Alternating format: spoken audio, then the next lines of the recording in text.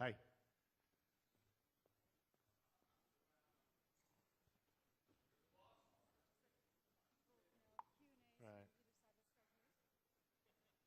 All right, let's take some questions. Start here. Thank you. On the left. Over here.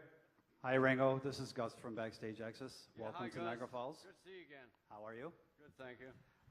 Question. You just came out with a new album titled Ringo 2012. Exactly. And for you, what goes into the recording process? Do you take a different process every time you make a new album, or do you follow the same regimen? How do you do that?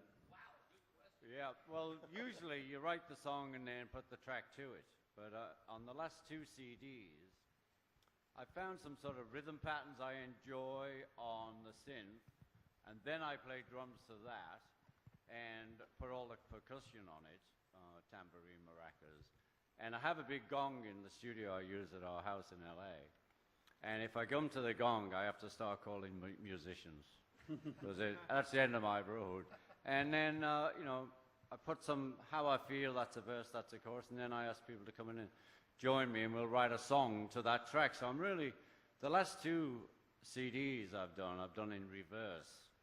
Okay. But this one was interesting in 2012, because there's two covers of songs I wrote in the 70s. Two redos, two covers of other songs, Think It Over. That's how the record started. I was to do that Buddy Holly number. And then 5 original tracks. So it's just interesting. I love to hang out with musicians, play. We have a lot of fun. I don't believe in a lot of pressure, so I do it at home. So if it gets tight, I can go and have a cup of tea. Thank you. I hope that answered your question. Yes. Hi, Ringo. My name's Mark Coburn. I'm over here. Over here. Oh, okay. I'm with the British Beatles magazine. How are they doing? They're doing great. They send their peace and love. I was just wondering, the only thing on my bucket list is to have my picture taken with you. Is there, musically speaking, is there anything on your bucket list that you haven't done or would like to do? Well, I think I'm still doing it, like 2 years ago I was here with another band, I'm here with this band, I'm still getting to play with good players, hang out in the studio. That's the dream still unfolding for me. When I was a kid, I wanted a kit of drums, then I wanted to play, then I wanted to play with good people, and of course that ended up great in my case, but it's still happening. I'm playing with all these people, new songs. It's what I love to do, and I'm still doing it, so I'm blessed, really. So living the dream. Thank you. I'm still living the dream, baby. Peace and love. Peace and love. Same We are the bucket. We all Over here on the left. All right, hi Ringo. Oh yeah, okay. I'm sorry, yeah, Tom yeah. Jennings. Pleasure to talk to you. Thank Just you. a quick question. We've got Father's Day coming up, so there's been some reports in the press of some children of famous musicians, namely former Beatles, potentially getting together and forming a band. If you could talk a little bit about that, maybe about your son Zach, who really is a premier drummer right now, and growing up and working with Keith Moon and things like that. Yeah. Well, I can talk about my son because I know him pretty well. He's an incredible musician, not only drummer, he's a really cool guitarist. And, he, out of our family, is more like me in the expression of he just loves to play as well. So he's doing that. And as far as, I read about the band too, but as far as I know, neither of my sons will be in it. You'll have to ask the others what they think about it. Hi there, Paul Wainwright, the Stories of Classic Rock, Ringo. Paul McCartney said you were the best drummer in the world. Yeah. So would the Beatles have made it without you and without George? No. There you go. In fact, hell no. Without George and I, it would have been a folk group. That's very kind of Paul, but he is the most amazing bass player for me. He's the most melodic I've ever worked with. I've worked with some really good bass players, though. I don't know if that answers your question, but hey. Well, so does the drummer hold the band together? Well, I do. Yes, I hold them together. Yeah. Has a lot to do with per diem. All right, let's go over here. You're getting them all in, Todd. Nobody's ever going to ask me a I'll start question a question anyway. so I can dump on him. Hi, Ringo. Marshall Ward, Rockseller Magazine. Recently, we lost Lee Von Helm and We did. Clarence Clemens, who were in your first All-Star Band. Can you please share a story about each of them and working with them? It was great. Clarence was great because, you know, I was so nervous on the first All-Stars, and I wanted a big guy I could lean on, and no one was bigger than him. And he was, you know, a great musician, and he was a lot of fun to have around. Levon, of course. I loved Levon. I loved his playing. I loved him as a man. You know, we were close over the years. He also was on, like, the Ringo album. So, yeah, you know, this happens. You know, the wheel keeps turning, and God bless them both. Yeah, that's what Slow Down is about. Yeah. Okay, thank you. It's Jeff Woods from the Legends of Classic Rock and the Complete Beatles, the syndicated shows in Canada. First of all, I just want to say it's a real thrill to have all of you, Ringo and the rest of you, on stage. And I wish you luck on the tour. My question, I spoke a couple of weeks ago with the sweet and wonderful brother-in-law, Joe Walsh. Oh, yeah. And he was forthcoming about a lot of things. One that I wanted to share with you was that he said one of his mentors in the 70s was Keith Moon. Yeah. And I wondered who your greatest mentor was, Ringo, and why. Keith Moon. And why? He was just so kind. Keith was a great friend of mine, and you know, everyone has this picture of Keith being a wild man, but he was an uncle to my children, and he had a very big heart, and underneath all the madness that he liked to create, he was a very gentle soul. But he was a dear friend, and you know, and Joe's line actually is that he woke up one morning and Keith Moon was his friend. In the same bed? Yeah. Thank you. Ouch. Ringo, Jim Fink from Business First in Buffalo. Okay, This is Jim. for both you and Todd. To dovetail off the Lee Von Helm question, you played together with him. Todd, you produced or engineered the Stage Fright album.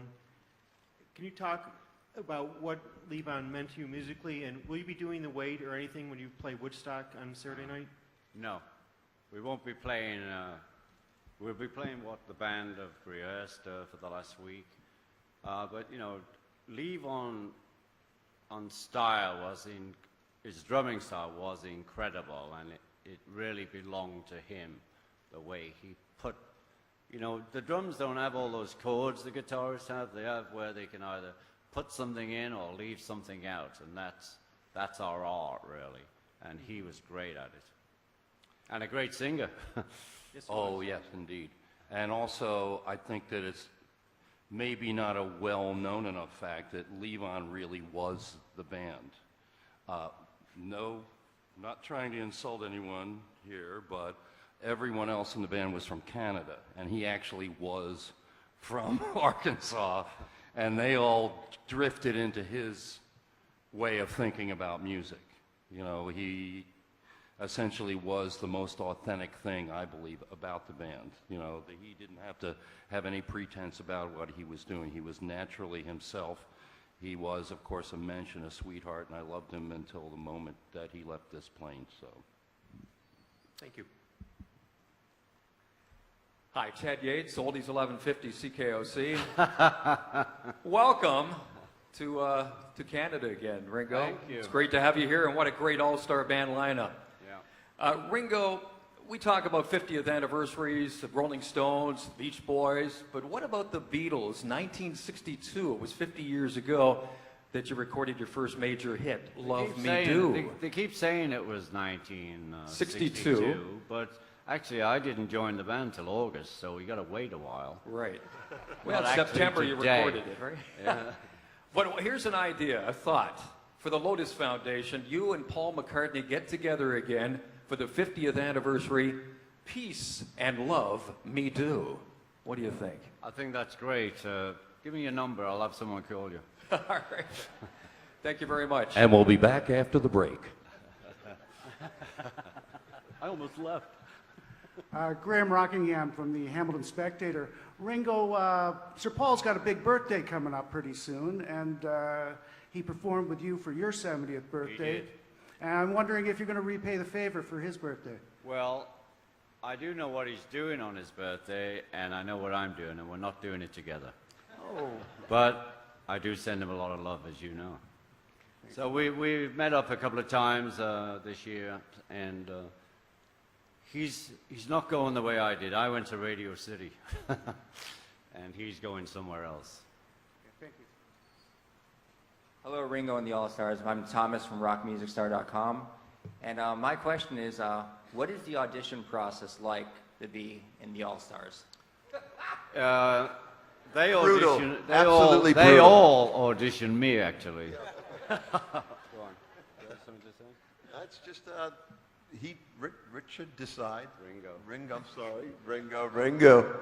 Ringo decides who we'd like to have in the band, and the songs are the hits. And everybody up here has great songs. There's really no audition, I don't believe, right? No, there's no audition. The criterion is that you've had a hit sometime this or the last century.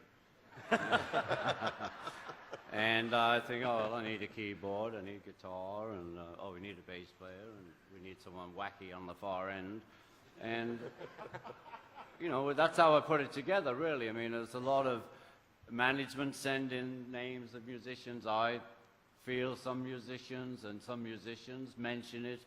And I just have to sit there in the end and say, well, I think that would be a great combination for Ringo and the All Stars. And then, you know, everyone's contacted, and then we meet up here, and I don't know if it's going to work the day before we get here, but so far, for the last 23 years, it's worked. So this is what we do. But I'm surrounded here with incredible musicians. If I may So interject. what could go wrong? And incredible writers and incredible songs, you know? And everybody knows who's come to see Ringo and the All Stars that we are the best 1-800 band in the land. You know, we are, because we are the band. We're not my band, his band, him and his band. You know, it takes forever, one of those tours. We are all up there. And it was pointed out, we did South America, just the best line I ever heard. We're doing South America, and this other well-known musician who was there said, oh, how great, no sidemen. Right. You know, because everybody's up. Yeah. Yeah. Would you ever record a CD with this band? Well, we always make a DVD. Yeah. Every All-Star, there's a DVD. And I'm sure if you go to .com, you'll find it. Okay, thank you. Thank you. I'd like to interject in case nobody asked the question, but this is my third experience with the band. And this is the first time I felt like the band actually, from a non-musical standpoint, actually walks the walk, you know, the whole peace and love thing. Every day we play together, we love each other more, we go out to dinner together, we go to the movies together, Yeah, you know, great. and that inspires us to play better and better and better as we go along. And I guarantee by the time we get to the end of this tour, we're going to be delivering renditions that surpass anything we have done before. We have the musical capacity, but sometimes, you know, you don't all get in sync together. We are completely on the same page under the leadership of this man here. It's all about the hang. I'd just like to interject that at the end of the tour, maybe we'll know the songs. Yeah.